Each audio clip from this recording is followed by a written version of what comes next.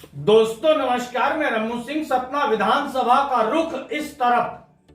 पूरे विंध्य प्रदेश में सबसे दिलचस्प चुनाव सतना में संभवतः होने जा रहे हैं। 4 दिनों में 4 राजनीतिक दलों के मुखिया सतना आए, यहां सभाएं की और राजनीतिक माहौल को गर्म करके चले गए।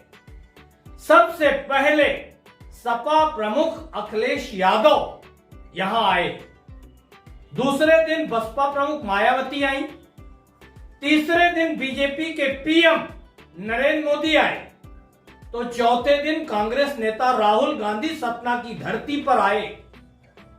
उनके आने से कौन प्रत्याशी कितना मजबूत हुआ, हम इस पर आज चर्चा करेंगे। समाजवादी पार्टी के मुखिया अखिलेश यादव सतना आए, चित्रकूट विधानसभा प्रत्याशी संजय सिंह के समर्थन में सभा किए और चले गए। यूपी से सटे हुए होने के कारण शायद अखिलेश यादव को लग रहा है कि चित्रकूट विधानसभा पर सपा जीत दर्ज करा सकती है।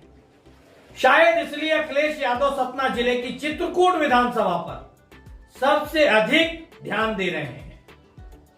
दूसरे दिन बसपा प्रमुख मायावती का आगमन हुआ। मायावती ने सभा की, अपने प्रत्याशियों को जिताने की अपील भी मायावती ने की। फिर भाजपा के पक्ष में पीएम नरेंद्र मोदी ने रैली की, मगर पीएम नरेंद्र मोदी ने एमपी में अभी तक जितनी भी सभाएं की उसमें किसी भी सभा में यह नहीं कहा कि भाजपा विधानसभा चुनाव के प्रचार में 2024 के लोकसभा चुनाव की तैयारी में जुटी हुई है। मगर सतना की सभा में पीएम नरेंद्र मोदी ने स्पष्ट तौर पर कहा, बहुत साफ शब्दों में कहा कि एमपी के विधानसभा चुनाव प्रचार के बहाने भाजपा 2024 के लोकसभा चुनाव की तैयारियों में जुटी हुई है। आपका एक वोट यहां फिर से भाजपा की सरकार बनाने जा रहा है। आपका वही वोट दिल्ली में मोदी को मजबूत करेगा। ठीक अगले ही दिन कांग्रेस नेता राहुल गांधी सतना आए। राहुल गांधी ने कांग्रेस प्रत्याशियों के पक्ष में बात की। अब चारों पार्टी नेताओं के आने से क्या फर्क पड़ा, हम इस पर बात करते हैं। सपा प्रमुख अखिलेश यादव का फोकस पूरे सतना जिले पर नहीं था, बल्कि एक विधानसभा चित्रकूट पर वह ज्यादा बात करके गए। इसलिए चित्रकूट विधानसभा की बात करते हैं। चित्रकूट विधानसभा भगवान श्री राम की तपोभूमि है, नानाजी देशमुख की कर्मभूमि है, मगर चित्रकूट विधानसभा कांग्रेस का गढ़ भी है। आज तक के इतिहास में चित्रकूट विधानसभा से कांग्रेस सिर्फ 3 बार चुनाव हारी है। एक बार रामानंद सिंह जीते, एक बार बसपा के गणेश बारी और एक बार भाजपा के सुरेंद्र गहरवार। सपा से अभी तक किसी नेता ने चित्रकूट से अपनी जीत दर्ज नहीं कराया है। अब अखिलेश यादव के आने से कितना फर्क पड़ता है, यह चुनाव परिणाम आने पर पता चलेगा। बसपा प्रमुख मायावती की सभा में सबसे ज्यादा भीड़ जुटी, इसलिए बसपा प्रत्याशी उत्साहित हैं।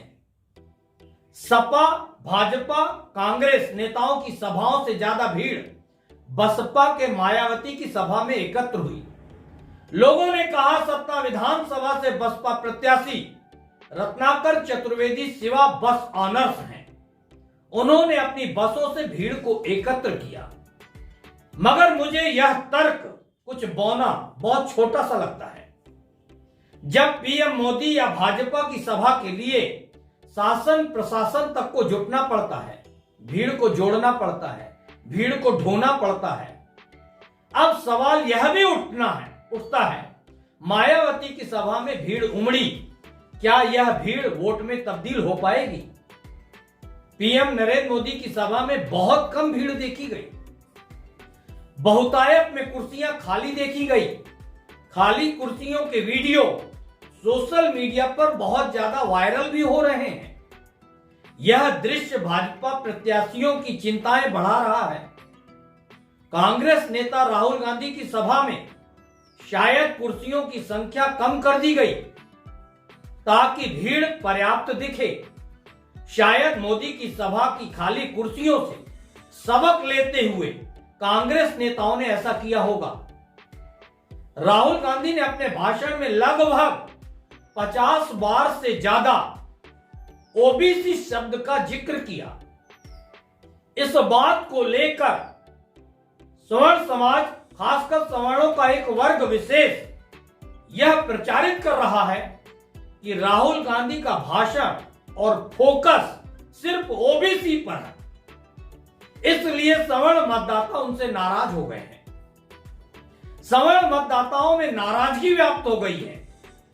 बार बार राहुल गांधी द्वारा ओबीसी कहे जाने पर कई सवर्ण लोग सभा से उठकर चल दिए थे, ऐसा प्रचारित किया जा रहा है। यूपी के चुनाव में प्रियंका गांधी की सभा में अपार भीड़ तो उमड़ती थी, मगर भीड़ वोट में परिवर्तित नहीं हो पाई। इसलिए भीड़ से वोट या हार जीत का आकलन करना उचित प्रतीत नहीं होता है। एक एक विधानसभा सीट पर किस प्रत्याशी की किससे टक्कर है, किससे टक्कर होगी, किसकी क्या स्थिति है, आज से हम इस पर चर्चा करेंगे। सबसे पहले देखने के लिए इस चैनल को सब्सक्राइब करिए। धन्यवाद दोस्तों।